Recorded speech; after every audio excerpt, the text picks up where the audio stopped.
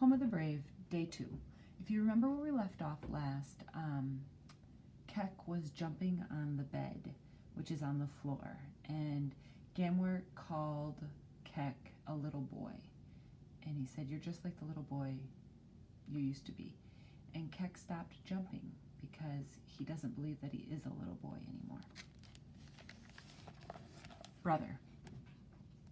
My brother Luel and was Ganwar's age, and just as tall. Maybe that's why he tried always to tell me what to do. "Have you lost your ears, my stubborn brother?" he would say. "You must listen to our father and mother. Soon you'll be a man, not a silly boy."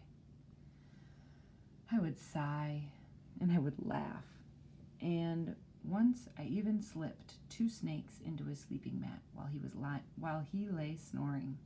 The whole village awoke to his screams. I know it was wrong to do, but they were harmless snakes, and when I saw Luel's face, I laughed until my eyes rained.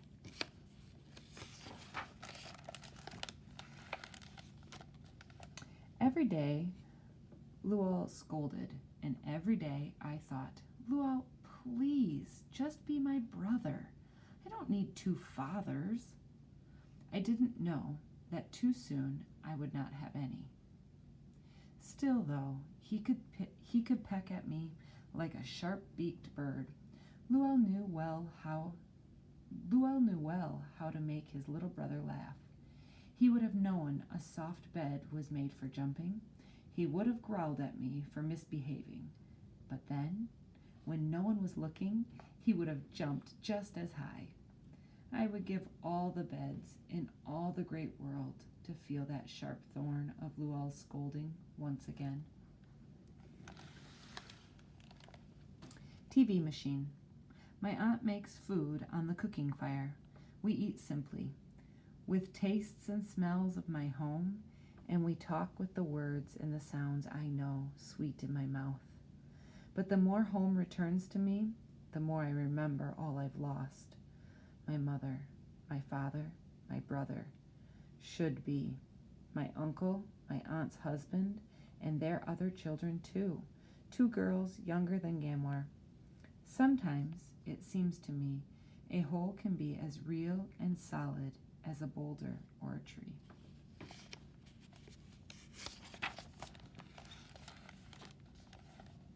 Outside, snowflakes tap at the window like stubborn mosquitoes. I try out the word snow, then shiver and shake just like Dave. My aunt lets a smile go free. "I have to go to work now," she says. "What do you mean, work?" "I want to know." "Mama helps at a house for old people," Gamwar explains. His mouth is a line. It's not a good place.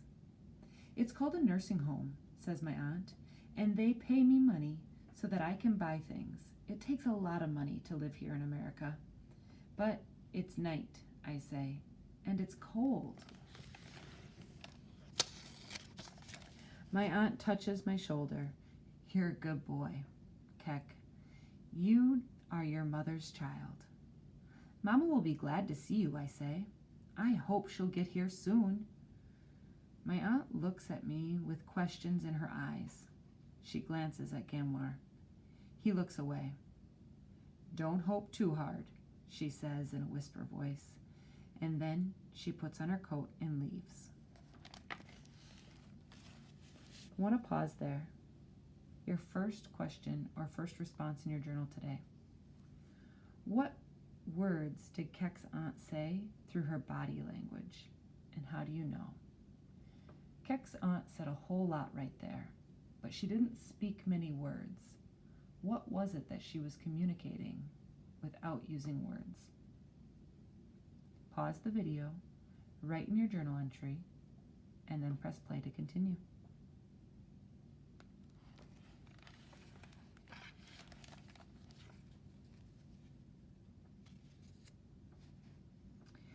When she's gone, Gamwar and I watch the TV machine.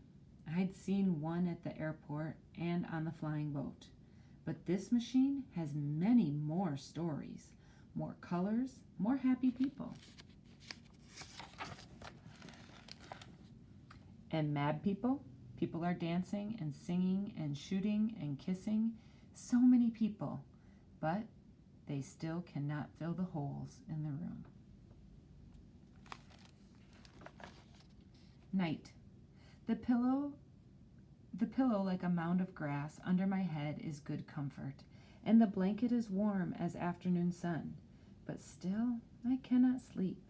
Ganwar lies without moving, but I know somehow he is not sleeping either. After a while, Ganwar sits up on his elbows. He's just shadows to my eyes. "What's that cloth you're holding?" he asks. "It's from the camp," I say. It's true enough. I don't want to say the whole truth. "Are you glad that you're here, Ganwar?" I ask.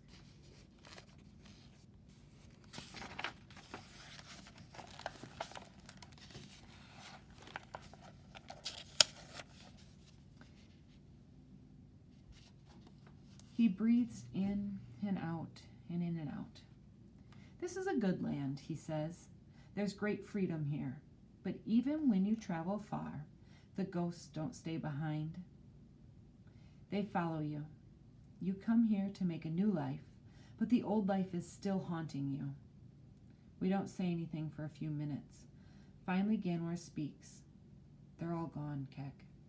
They're all dead." I want to hate Ganwar for his words, but I'm too weary for anger.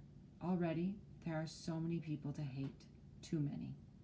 "Not all," I finally whisper. "Not Mama." I want you to think back to the lotus seed that we read on Monday. Think about what connections you can make between these two stories. What's similar?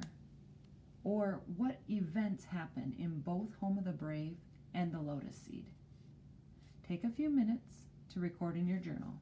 Press pause, jot down your thoughts, and then press play again when you're ready.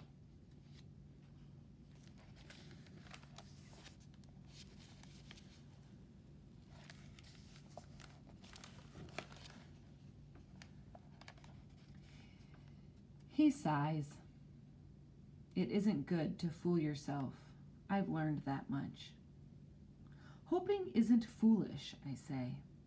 If I can make it all the way here, then anything can happen." He shakes his head. "Crazy boy," Ganwar says. "Hoping doesn't make a thing true. Remember when you were no taller than my knee and you thought you could talk to the cattle?" "They listened," I say. "They just didn't answer."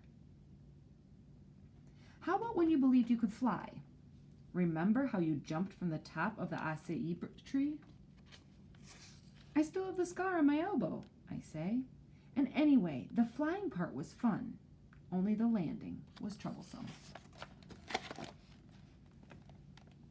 You can't make yourself a bird, Kek. Some things will never be. A man does not give up, I say. A man knows when he's defeated, Ganwar replies. I wipe away a tear with the soft cloth in my hand. I don't answer.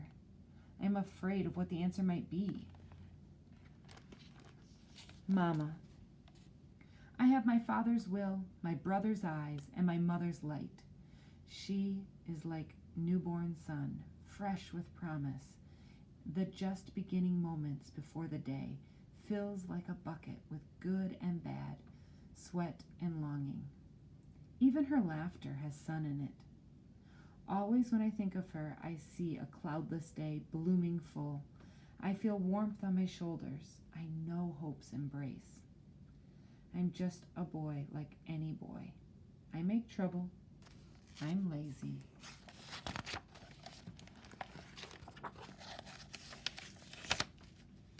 I kick at the world when I am mad. I don't know why I have been so lucky to be so loved.